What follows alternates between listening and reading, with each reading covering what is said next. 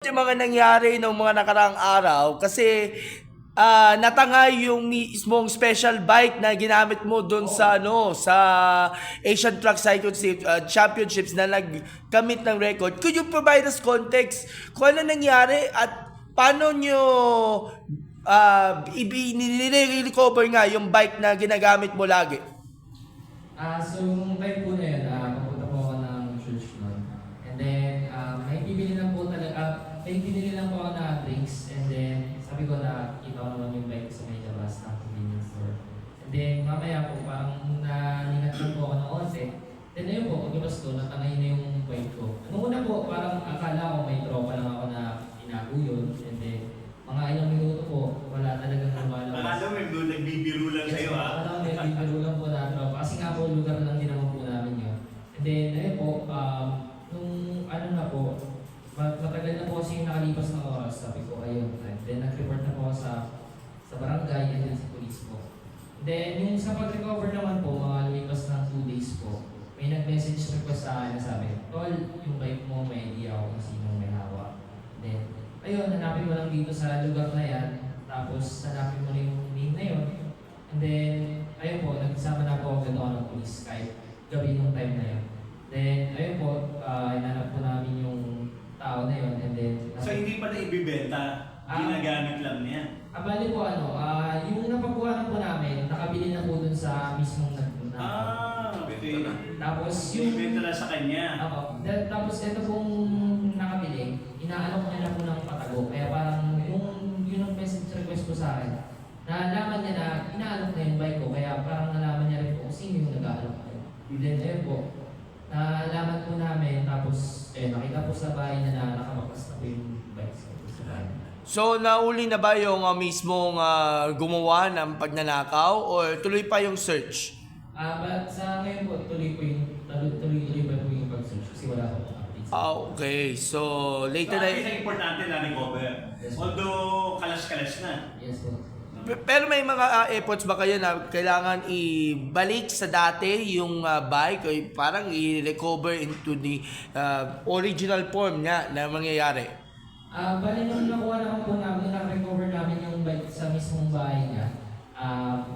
Although nakapaklas po siya, pero kompleto pa naman po yung mga kompleto naman. Thank you. Kay Doc.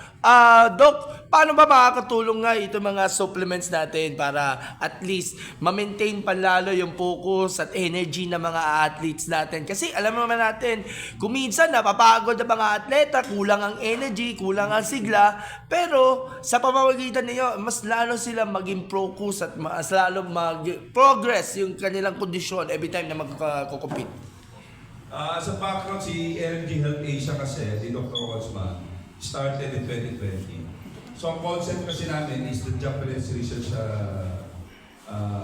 supplements. So mostly, yung supplements namin, Asian galing sa materials from Japan and then we manufactured in the Philippines. So bakit relevant siya? Like for example, relevant siya, maraming supplements ngayon, puro American. Tapos amino acid. Na hindi tailor-fitted sa Asian. Kaya po kami, ang method namin is the Japanese method. So whatever the Japanese method, because we are co-neighbor, di ba?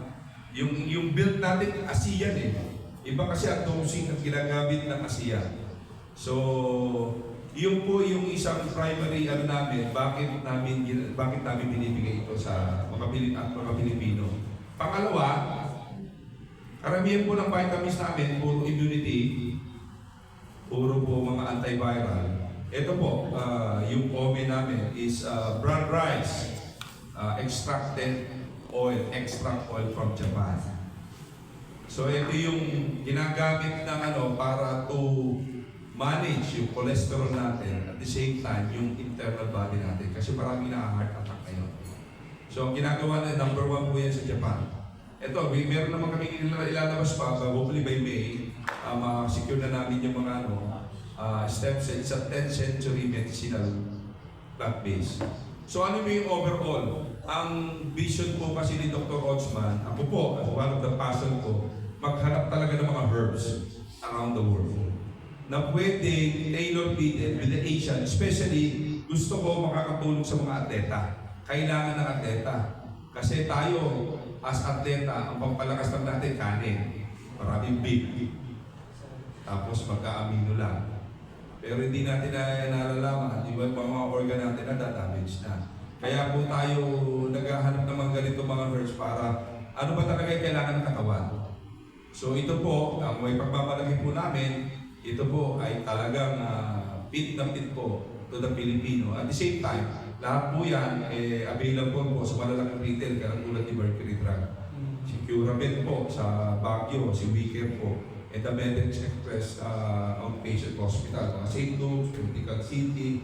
So po, ganun po yung mga sinaserva natin. Together with, sabi ko mga atleta. Sila po yung unang benefactor na nasusuplayan namin.